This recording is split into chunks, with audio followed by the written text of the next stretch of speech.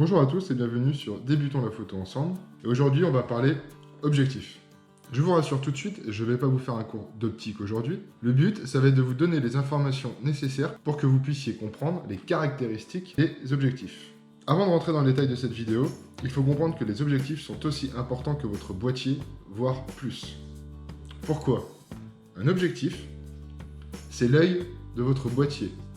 C'est lui qui va envoyer l'image à votre appareil, et votre appareil ne va faire que imprimer l'image reçue sur le capteur. Si on devait faire une comparaison avec l'homme, l'objectif est l'œil et le boîtier est le cerveau.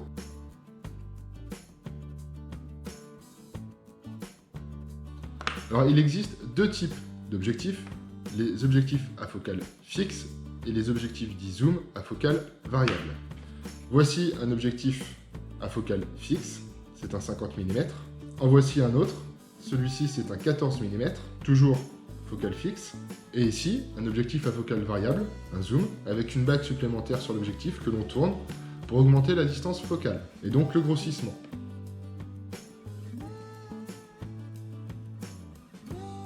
La distance focale d'un objectif est son principal paramètre et c'est ce qui va vous faire choisir d'acheter ou non un objectif. Si une valeur est exprimée en millimètres, cette valeur va indiquer le rapport de grossissement ou de réduction. Plus la valeur est grande, plus le grossissement est élevé. Pour vous donner une idée, la distance focale de l'œil humain est de 20 à 50 mm en fonction de votre appareil photo et du capteur.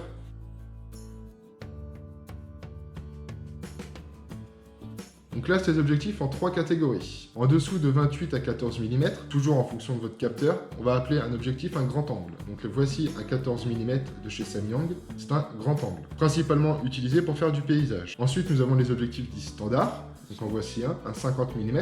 Et nous avons ensuite les téléobjectifs et super téléobjectifs qui ont une distance focale supérieure à 85 mm. Les téléobjectifs sont utilisés pour de la photo animalière et également sportive. Mais rien ne vous empêche de faire un portrait avec un téléobjectif.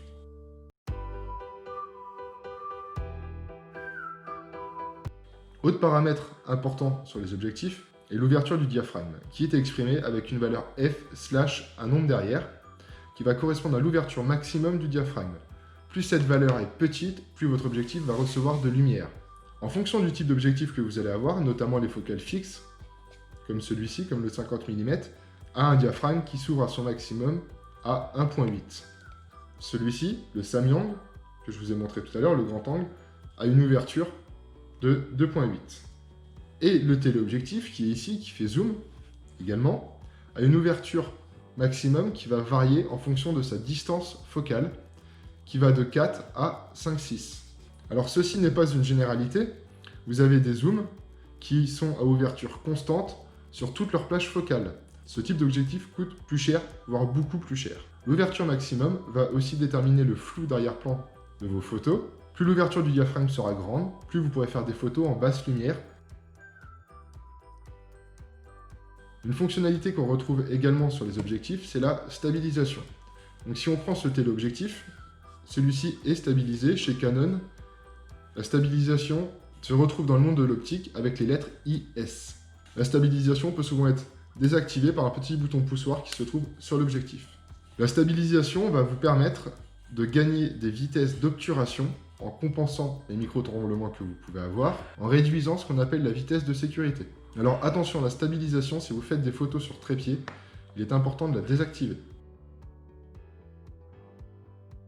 La vitesse de sécurité est une vitesse d'obturation minimale qui va permettre de limiter les flux de bouger. On l'utilise principalement quand on fait des photos sans trépied et sans stabilisation. Le calcul de vitesse de sécurité est relativement simple. C'est 1/ la distance focale. Pour en revenir à ce téléobjectif, si je suis à 300 mm, ma vitesse de sécurité pour éviter le flou de bouger sera de 1/300 de seconde. Mais pour la calculer, il y a un autre facteur à prendre en compte qui est le crop des capteurs APS-C. Chez Nikon, il est de 1.5 et chez Canon de 1.6. Donc pour revenir à ma vitesse de sécurité sur le téléobjectif à 300 mm, avec un capteur APS-C de chez Nikon, il faut que je prenne ma distance focale de 300 fois 1.5, ce qui me fait 450. Donc ma vitesse de sécurité pour éviter mon flou de bouger sera de 1/400 de seconde.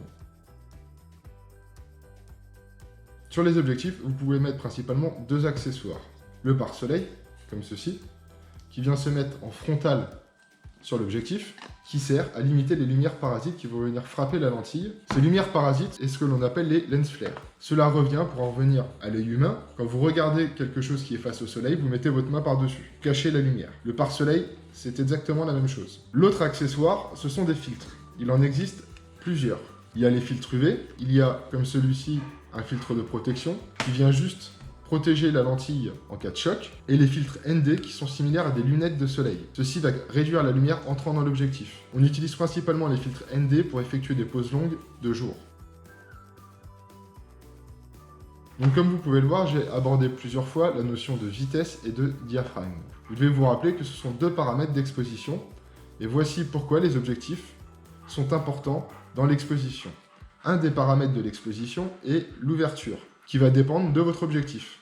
Et le deuxième paramètre sur lequel il va jouer, c'est la vitesse d'obturation, notamment quand vous prenez des photos sans trépied. La vidéo s'arrête ici.